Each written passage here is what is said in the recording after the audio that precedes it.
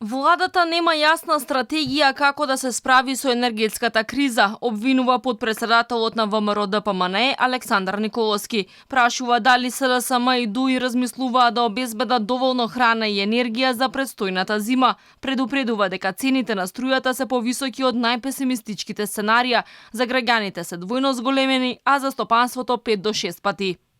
Ако одредена компанија до лани за истиот период плаќала по 10.000 евра за струја, оваа година плаќа 50.000 евра. Тоа е карта во еден правец за уништување на јонака кревката македонска економија и десетици илјади луѓе без работа.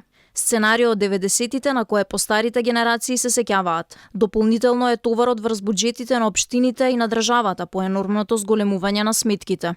Не е само превисоката цена на струјата. Николовски обвинува дека владата не прави ништо ниту да го заузда поскапувањето на храната, а немала јасна стратегија ниту за парното грејење во Скопје. Дали воопшто ќе го има и по која цена. Смета дека Македонија имала доволно капацитет да ја произведе речиси целата електрична енергија што ја троши, но тоа не се правело, затоа што според него власта сакала да ја искористи енергетската криза за криминал и лични интереси.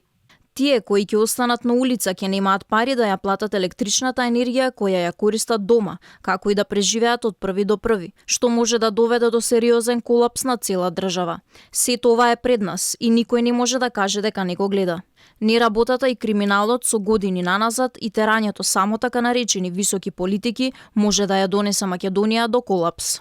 Николовски финишира со предупредувањето дека во Македонија ќе нема доволно храна и енергија кои граѓаните и фирмите ќе можат да ги платат. Алармира дека следува тешка зима која како цунами може да уништи се што со децении се градело на економски план.